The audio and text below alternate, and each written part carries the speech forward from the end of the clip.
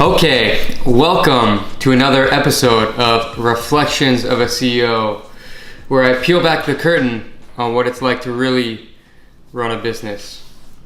So today, I want to talk about why are employees still at your company? And specifically, I'm going to talk about my business, Jacked. And to start, I want to rewind to last week. So last week was the end of January. Let me just check the date. Yep, it was the end of January. And at the end of each month, the management team at Jacked gets together for a monthly planning meeting. So at that meeting, we look back on the previous month, see how we fared against the objectives we had for the month, and then we plan the next month. And also during those times, we talk about what didn't go right or not right. Let me be careful with my words. What didn't go well from the month, what could have gone better, etc. And one topic that we came across was why. Or rather, one feeling that was kind of unanimous was that there seems to be a disconnect between management and employees, or not employees, rather, management and everyone else. And there seems to be a little bit of a divide that we don't like and we want to remedy. And so we started discussing what it felt like for this divide to be there, or the perceived divide. What we think has led to it, and I forgot who brought it up, but it was brought up. Hey, is it because not everyone is really aligned on the mission and the vision for the company, and not everyone perhaps clearly understands the vision of the company and where it's going? And I thought that was an interesting point because. To be honest, I for the past year or two have thought, hey, if everyone understands the vision, everyone will be enrolled and excited for being here. But then I got thinking, because even some of the people in that room were like, hey, I could understand how they're not clear on it, and even sometimes we're not 100% clear on it, and it got me thinking, and I was like, okay, well, this is interesting, because if we're saying that the vision is the thing that is not completely clear to people, and that's why people are there's this divide between management and everyone else, but then in the room we're saying, hey, our mission, we've been reevaluating it, and since we're in this reevaluation stage a little bit, it's not completely clear. I was like, something doesn't add up here. If we're saying something is the cause of it, and that's why everyone's divided, yet even in this room, people aren't 100% clear because we're working through this mission a little bit, because we've decided we may actually change some of the language and the wording. Yet the management and executive team is playing one game and everyone else is playing another. That's essentially what it is. We feel like we're almost playing two separate games. And so then I was like, so that doesn't add up. So it's not that. And so then I just stopped and I asked everyone. I said, why are you actually here? Or why are you still here? One person in that room was at the company for 3 years, two other people for over a year, and it was kind of just like, hey, why are you actually here, right? Because I started to think maybe it's not actually just the vision or just the mission, and so we went around the room, and each of them, there's 3 people besides me in the room, they went around the room and said the things that were the reasons why they were here, and I wanted to share those because I was both surprised but not surprised, but let me just go through them and then I'll talk about them a little bit. I'm just pulling up a little picture that I had. Give me 1 second here. Here's what the team said. And again, we went around the room. I asked everyone this question: why are you here? Why are you still here? After a year, 2 years, 3 years? Because I really wanted to uncover that. And I'm not going to say who said what, because there was everyone kind of agreed with what each other said. So I'll just go down the list. Okay, one is opportunity. That was mentioned by multiple people in different ways, but we use the word opportunity. So opportunity to do something,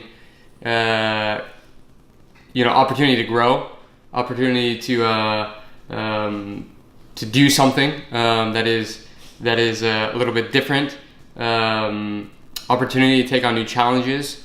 But there's just opportunity in general was one word. Second was high accountability. So the idea that there's a high accountability culture, although that's where I think we could actually really improve.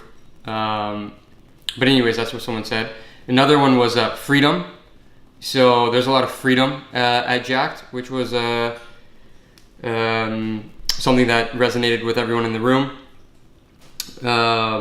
That's something I'm very proud of and was intentional in building the culture at Jacked, is that there was a lot of freedom to express yourself, to take ownership and responsibility, and kind of you're not just a cog in the wheel, especially at the management level. The next is creation or creativity. The idea that we are a creative group and we're creating something new with the business, our business model, with the products we're building, but just creativity is another one. People, the people in the company, that was another one that was mentioned. A lot of people are there because of the people. Another word that came up was problem solving. So the idea that there's always problems to solve, and it's fun to solve problems each and every day. And another one was adaptability.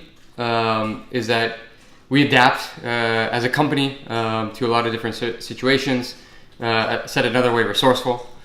And so those were like the seven, I guess there's seven there. 7 things that like why the people on the management team were there every day, right? So opportunity, high accountability, freedom, creativity, the people, the ability to problem solve, or opportunity to problem solve every day, and then a culture of adaptability. And really, so these aren't our core values necessarily, but it's very interesting because these are core to, and really, actually, if I match up our core values, you'll see you'll see some similarities, just worded differently. But it was very interesting to see, like, that's why people are there, right?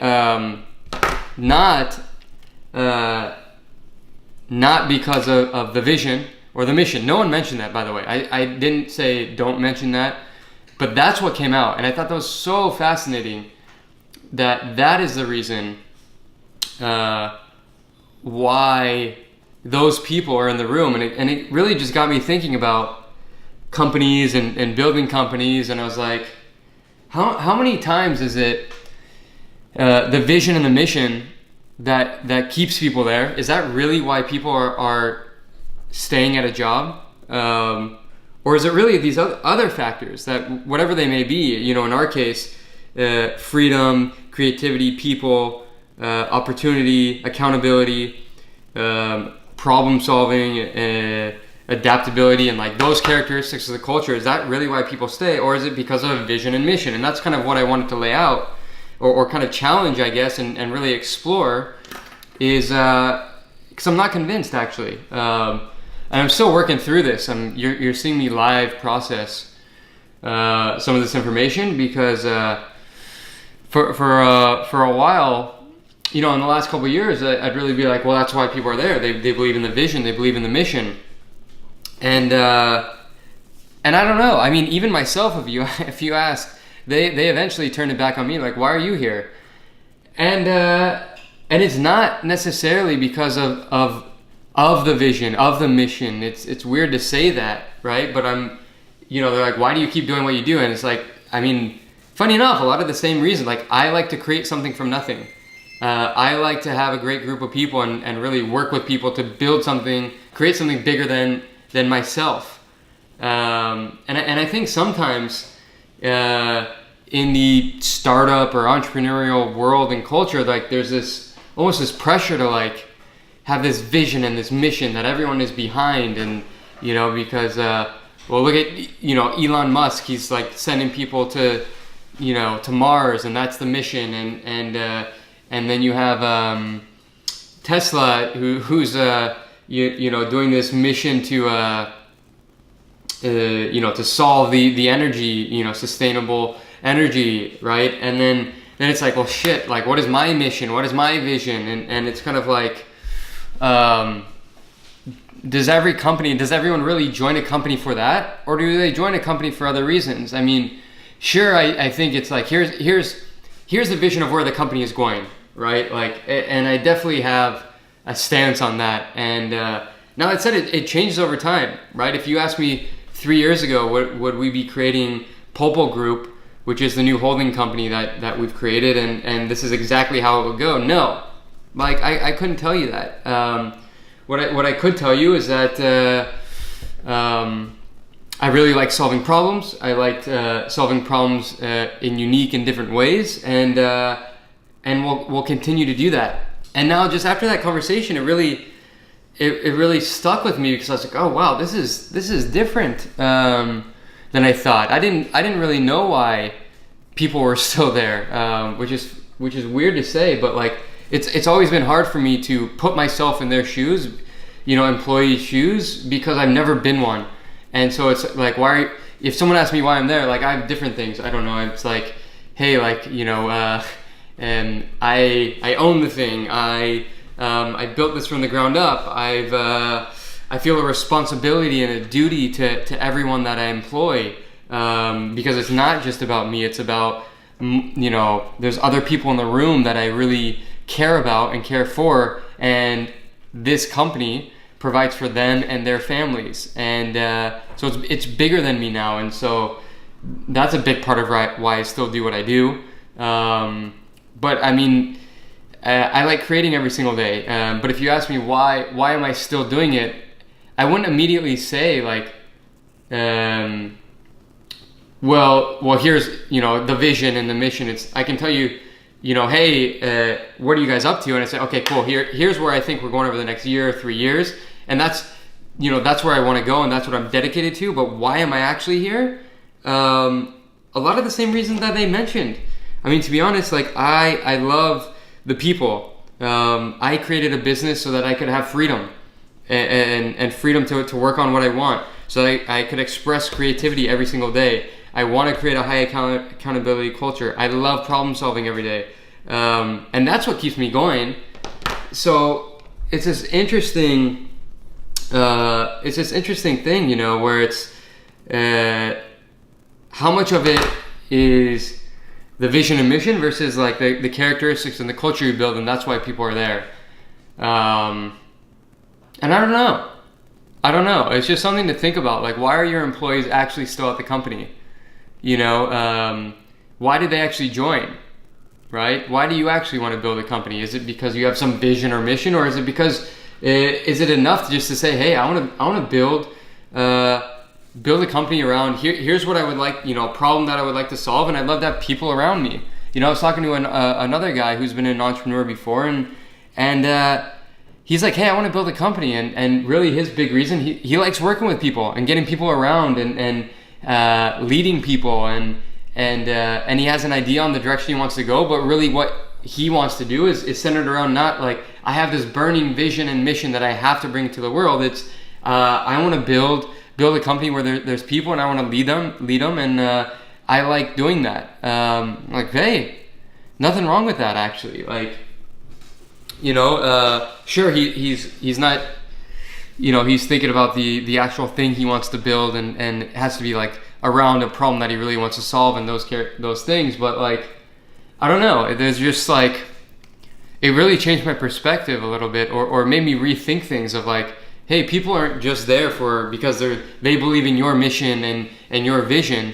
They're there for these other reasons. So if you cultivate a company that keeps evolving and has these fundamental principles and are constantly living on and allowing people to grow and allowing opportunity for people, then that's good, right? The company can change over time, and it really actually gave me a lot of peace, because I like to change things up, and the company has changed. We formed a whole holding company and spun out a new business, Popo Finance, over the last little bit. I mean, I like the freedom to be able to do that. And to be honest, I was a bit worried. I'm like, how are people feeling about this? And I kept asking people on the team, on the executive team, saying like, how are you feeling about this? Because this is much different. If you asked me 3 years ago and when they joined, here's where the company is going, now it's a different story. And I'm like, man, are people not going to be on board with this new direction and this new vision for the company and mission? And it's like, hey, like, they're not actually there for that. I mean, they have to be excited about that too, I think, but like, they're really there for other reasons. And as long as there's, high accountability, freedom, creativity, the direction I decide to move the ship, and start Popo Group or whatever it is, like, it's actually totally fine, because they're there. Why they're still here is for those other reasons. So anyways, it was really interesting to see, and really made me think, okay, I really need to foster that, right? That's part of it's part of fostering a culture, but I really need to be mindful of that, because that's why people are still here. And anyways, I just wanted to share those thoughts. You're kind of getting my stream of consciousness right now around it, but it's something to think about. Why are your employees really there? Why are they? Why did they join in the first place? But like, why are they still there? If they're there a year later, 2 years later, 3 years later, why are they still there? And is it really because of the mission and vision, or is it because of the culture you've built, or the things that they get to do at the company that they wouldn't get to do elsewhere? But really, I guess it's like, is it culture or is it mission and vision? And I think I'm starting to lean towards, hey, it's actually more of the culture that you create. I always thought that was important, and that's how you got people to stay and build a company. But this really, it really brought it to light to me that I really did think it was. I was like, hey, like, it's the vision, it's the mission, and then worried about what people thought about it. But it's really the culture, and that's what it is. If I had to really boil it down, I guess that's what I'm actually saying, is that it's really culture, which is really important. And culture is bigger than just your values. It's the things I described. So anyways, I just wanted to share those thoughts with you. It really changed my perspective a little bit, or really just gave me something to think about, rather. I've definitely mentioned in past podcasts and past vlogs that people and culture are key to growing a company long term.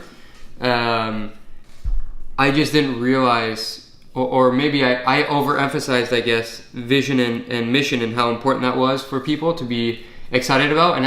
And I think it's important for people to be excited about the direction of the company and where it's going, for sure.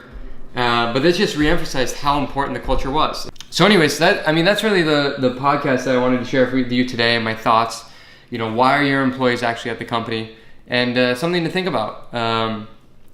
So anyways, I was a little bit all over the place, I think, with this podcast. Hopefully it made sense. But I kind of just wanted to get those thoughts out because I've been thinking about it a lot the past few days. And yeah, that's it. So hopefully you could take something from this. A little bit of rambling, but hopefully there's some of this made sense. Take what's good, take what's not. But anyways, those are my as the podcast is named, Reflections of a CEO. I mean, these are literally my reflections that you're getting live. And anyways, I'm going to stop there. Please subscribe if this was helpful to you, or if you want to follow along for the next one. Each episode I try to cover some area of the business or something I'm thinking about that if you're running a business as well, you would relate to. And yeah, that's all I got for this episode of Reflections of a CEO. Thank you for joining, and I hope to see you all next time. All right, bye.